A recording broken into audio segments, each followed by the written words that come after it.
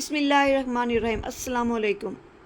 आज हम पढ़ेंगे पीरा का आर्टिकल नंबर 26 इन्वेस्टिगेशन ऑफिसर। ठीक है, इन्वेस्टिगेशन ऑफिसर। इससे पहले मेरे 5 लेक्चर्स हो चुके हैं। ये आज का लेक्चर नंबर 6 है। पहले 5 लेक्चर्स की जो एक प्लेलिस्ट बनाई गई है पीरा एक्ट 2024 के नाम से, आप इसको जाके फॉलो करें, आपको सारे लेक्चर्स मिल जाएंगे। आज का लेक्चर इन्वेस्टिगेशन ऑफिसर है। ठीक है, वैसे तो मैं बता दूं कि ये जो है इन्वेस्टिगेशन ऑफिसर जो है ये सेम ऐसे ही है जैसे कि हम पढ़ चुके हैं इन्फोर्समेंट ऑफिसर। इन्फोर्समेंट ऑफिसर जो है वो इसके रिलेटेड बस थोड़ा बहुत फ़र्क होगा, इतना ख़ास डिफरेंस नहीं है। इसको जो पे स्केल है वो 11 होता है और इन्फोर्समेंट है उसका पे स्केल 14 होता है। ठीक है, आज हम इसको पढ़ते हैं। उसके बाद तो जिसके अथॉरिटी नोटिफिकेशन के ज़रिए इसको अपॉइंट करती है। ठीक है, ये इन्फोर्समेंट स्टेशन में होता है। ये किसके अंडर काम करता है? ये इन्फोर्समेंट ऑफिसर के अंडर काम करता है। ठीक है, इसकी वो तमाम क्वालिफिकेशन होनी चाहिए जो इस एक्ट के तहत बताई गई हैं। ठीक है, इसमें वो तमाम पावर्स होती हैं फॉलो इसके नीचे दी गई जितनी भी पावर्स हैं ना वो इनके ज़िम्मे इसको मिलती हैं और फंक्शंस करता है for the purpose of investigation के लिए ये तमाम काम कर सकता है। ठीक है, ये देखिए पहले पब्लिक प्रॉपर्टी में मतलब क्या करता है? Power to enter, inspect, search and seal यानी पब्लिक प्रॉपर्टी। इसी तरह से ये पब्लिक प्रॉपर्टी पे भी पावर इंटर कर सकता है, इंस्पेक्ट कर सकता है, सर्च कर सकता है, सील कर सकता है। इसको प्राइवेट पे भी कर सकता है। लेकिन इसके पास ना एक चीज़ जो इन दोनों में फ़र्क है वो ये है कि जब वो प्राइवेट प्रॉपर्टी में के लिए सर्च के लिए जाता है ना उसको एक वारंट चाहिए होता है। कहाँ से? मजिस्ट्रेट से चाहिए होता है। ठीक है, और लेकिन जब पब्लिक प्रॉपर्टी में जाता है तो इसको वारंट नहीं चाहिए होता है। उसके बाद इसके पावर होते हैं स्टॉप, किसी व्हीकल को स्टॉप कर सकता है। उसके बाद ये नोटिस जारी कर सकता है, समन कर सकता है किसी भी ऑफेंडर या कंसर्न पीपल के खिलाफ। उसके बाद कोई भी इसको मशकूक चीज़ लगती है या फिर इसकी लिस्ट में जो इस एक्ट के तहत जो लिस्ट बनाई गई है उस रजिस्टर में वो कोई ऐसा आइटम है जो बैन है तो उसको अगर देखते हैं उसके अंदर ट्रेड हो रही है तो उसका वो क्या करता है? सीज कर सकता है, बैन कर सकता है।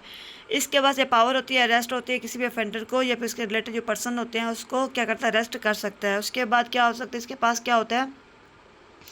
किसी भी आदमी को किसी में ground suspicion of that person that involve in an offence, वो कहते हैं कि इसके पास ये पावर होती है किसी भी ऐसे शख्स को ना अरेस्ट कर सकता है, उसको तलाश कर सकता है कि जो भी किसी भी ऑफेंस में शामिल होता है। ठीक है, या फिर वो किसी भी उसने उन्हें ऑफेंडर किया हो, कोई भी उसने कोई खिलाफ किया हो, रूल्स के खिलाफ काम किया हो या फिर कोई भी जुर्म किया हो। ठीक है, इसमें वो तमाम आर्टिकल शामिल होते हैं जिसमें कमीशन की तरफ से उसको जो ऑफेंस होते हैं उसके मुताबिक होता है। ठीक है, अब इसमें देखिए एक चीज़ है, provide that article may only be seize if it is rebel appear to be suspicious. अगर उसको वाकई लगता है कि ये चीज़ मशकूक है तो उसको सीज कर सकता है। आगे मजीद इसकी है कि provided further that details of this article ground for seizure shall be listed in register. ये पीछे भी हम पढ़ चुके हैं, जो इन्फोर्समेंट ऑफिसर काम करता है ये भी वही काम करता है। ठीक है, इसके बाद ये पावर्स होती है कि फोर्स को यूज़ कर सकता है। इसके अलावा क्या होता है कि power to collect evidence through electronic means. उसके बाद ये क्या करता है? Power to file complaints and get FIR registers at enforcement station. ये भी वही चीज़ आ गई, कंडक्ट इंक्वायरीज। मतलब ऐसा समझे कि ये छोटे लेवल पे होते हैं वो बड़े लेवल पे होते हैं, काम इन दोनों के सेम ही होते हैं। अगर किसी वजह से इन्फोर्समेंट ऑफिसर मौजूद नहीं है तो फिर क्या होगा? इन्वेस्टिगेशन ऑफिसर होगा। जैसे कि इंस्पेक्टर होता है उसके बाद सब इंस्पेक्टर होता है। अगर इंस्पेक्टर मौजूद नहीं है सब इंस्पेक्टर होगा जिसके इंस्पेक्टर के तौर पर काम करते हैं, ये भी वही होता है। ठीक है, इन्वेस्टिंग ऑफिसर क्या होता है कि वो पावर वो उसको दी गई जो पावर्स होते हैं जो परफॉर्म होते हैं such offer functions confirm and delegated by authority of act. इसके पास ये अथॉरिटी जो बताती है, एक्ट बताती है, असूल बताती है, उसके मुताबिक ये काम करता है। उसके पास ये पावर्स भी अथॉरिटी देती है, फिर अथॉरिटी के लिए ही ये काम करता है। उसके बाद है सार्जेंट। सार्जेंट को हम अपनी ज़बान में कहेंगे ये कौन होते हैं? ये होते हैं सिपाही होते हैं। ये भी नोटिफिकेशन के जरिए अपॉइंट होते हैं। ठीक है, ये भी इन्फोर्समेंट में होते हैं और इनकी क्वालिफ़िकेशन भी वही होती है जो इसके इस एक्ट में बताई गई है, उसके मुताबिक इसकी क्वालिफ़िकेशन होनी ज़रूरी है। उसके बाद इनका काम क्या होता है? इनका काम क्या, इनको कौन से इनके पास कौन से पावर्स होते हैं, इनका काम क्या होता है? ये क्या करते हैं? ऑफिसर्स जो होते हैं उनको असिस्ट करते हैं।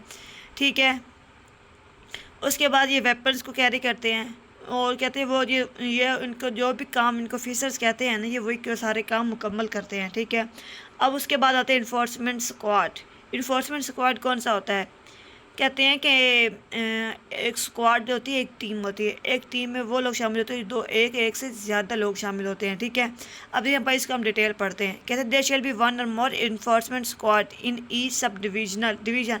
हर एक सब डिवीज़न पे क्या क्या होते हैं, एक इन्फोर्समेंट स्टेशन होता है। हर इन्फोर्समेंट स्टेशन के अंदर एक से ज़्यादा इन्फोर्समेंट स्क्वाड होते हैं, ठीक है। इसके अंदर क्या होता है, एसडी ऑफिसर होता है, ये वो पीछे हम पढ़ चुके हैं, जैसे जिसको टीम भी कहते हैं, ठीक है। जिसका एक पुलिस स्टेशन होता है, ना उसके अंदर ये सारे लोग होते हैं ना, इन सारे मिलकर एक स्क्वाड बनाते हैं, ठीक है। ये एक पुलिस में एक स्क्वाड भी हो सकता है और 2 स्क्वाड भी हो सकते हैं, ठीक है। अब इसका एडमिन कौन करते हैं, administration of the squad. Administration जो इसको स्क्वाड को ना, ये एडमिन कौन कर रहा होता है, इनको जो इनको अथॉरिटी कर रही होती है। इनके जो होता है ना, देखो सब डिवीजनल 16 का स्केल है, उसके बाद आता है 17, उसके बाद आता है 19। जो 17 ग्रेड क्या है ना पर्सन, वो भी इसको हेड कर सकता है। जिससे 17 ग्रेड क्या है वो भी इसको हेड कर सकता है, एडमिन कर सकता है। लेकिन इसको प्रेफर किया जाता है हाई अथॉरिटी जो ऊपर आती है, जिसमें गवर्नमेंट आ जाती है। उसके बाद डीजी आता है, वो भी क्या करते हैं, स्क्वाड क्या वो पर क्या एडमिन कर सकते हैं। उसके बाद इसमें कहते हैं member of squad shall exercise such powers and performance. उसके पास वो तमाम ताकत होती हैं, वो पावर्स होती हैं और वो तमाम वो काम कर सकते हैं जो इस एक्ट के तहत उसको दी गई होती हैं। अब एडमिन की बात करें कि इसमें कुछ याद करने वाला है नहीं। एडमिन कौन कर रहा है, हाई अथॉरिटी कर रहा है, जिसमें डीजी आ जाता है। बस यही करना है। आगे प्रोसिक्यूटर क्या होता है, ये ऐसा समझ ले कि एक वकील होता है। एक ऐसा बंदा होता है जो हर each enforcement station shall have prosecutor appointed under this act. इस एक्ट के तहत हर इन्फोर्समेंट स्टेशन में एक प्रोसिक्यूटर होता है, ठीक है। ये किस भी आपस में अगर पुलिस के जैसे कि एक बंदा आम बंदा होता है ना, एक सिविल होता है, सिविल को केस करा हो जाता है और वकील के जरिए लड़ता है। इसी तरह से अगर किसी पुलिस स्टेशन में अगर कोई पुलिस कार्रवाई हो जाती है, पुलिस के खिलाफ एक दूसरे के जरिए इंक्वायरी करनी होती है किसी भी ऑफिसर के खिलाफ, तो वहाँ पर तब भी एक प्रोक्यूसर होता है, उसको हायर किया जाता है, ठीक है।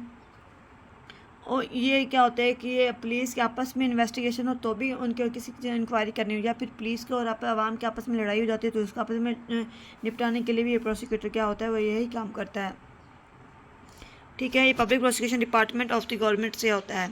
इसका काम क्या है, इसको जो बताया गया वही काम ये करता है। समझ ले कि वो ये लड़ाई झगड़े का जो काम होता है इसको निपटाने के लिए ही ये काम करता है, ठीक है। आज के बस हमने पढ़ लिया है। ये हमारा चैप्टर नंबर जो है 5 एंड हो गया है, आर्टिकल नंबर 30 तक।